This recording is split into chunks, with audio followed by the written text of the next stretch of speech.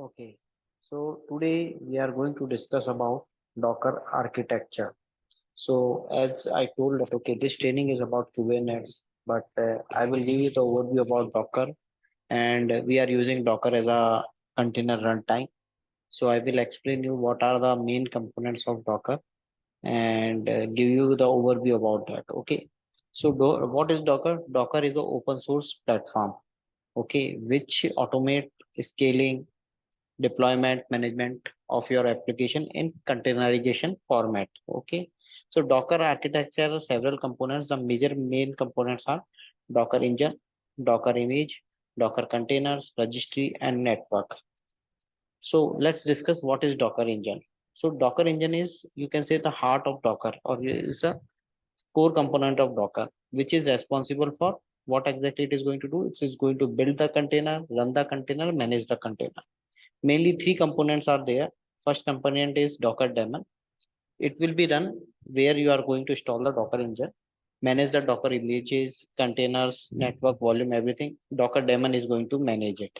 Docker daemon handles the request from the Docker command line or Docker client and manage the lifecycle of container.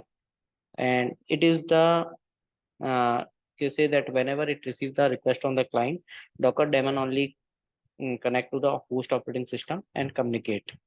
Then second is Docker REST API. So basically API interface is there that allows the user to interact with Docker. So Docker client always communicate with Docker daemon using the API. Okay, and to issue the commands or manage the container.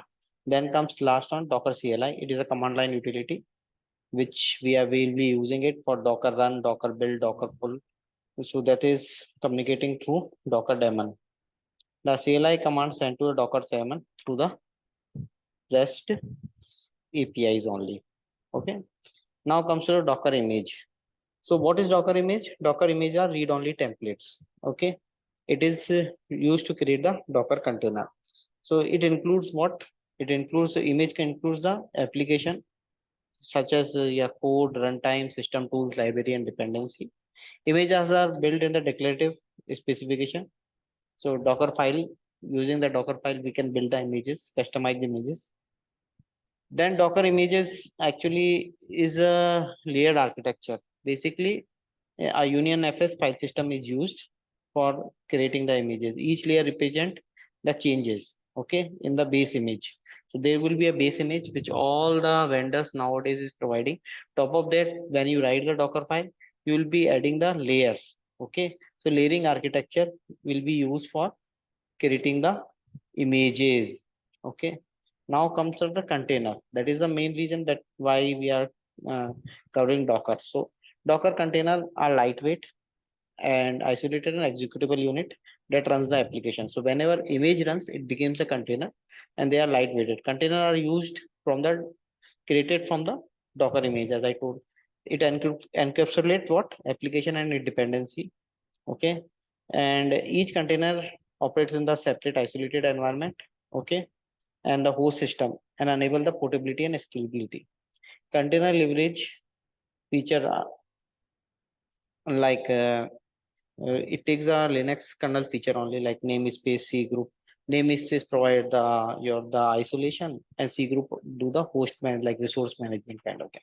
Last not the least is the uh, last two topics are Docker registry. So Docker registry. So I want to store the Docker images somewhere. So each of like in a team they want they can download the image and use it. So that is a repository, central repository that stores the Docker images. It can enable distribute the and share the images across it, across the environment. We have two, we have public registry, which is Docker Hub. You can create your own private registry as well. Docker images can be pulled from the registry to the local system, correct? Using Docker client or Docker command line utility. Similarly, you can push the images from your local system to the registry. When you want to create a new image using Docker file, you want to push it, you can use the command line utility. Last topic is Docker network. So Docker network provides the container they want to communicate to each other and outside world. So it provides a different network driver. So there is a bridge network, that is Docker Zero Bridge.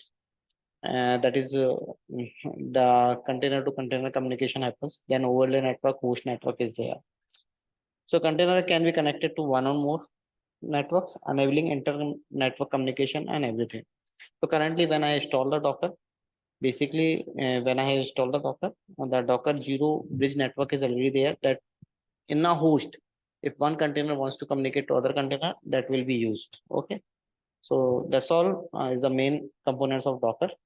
Now next topic will be, I will show you the basic command of Dockers. Okay. And then we will go and learn about Kubernetes. Thank you.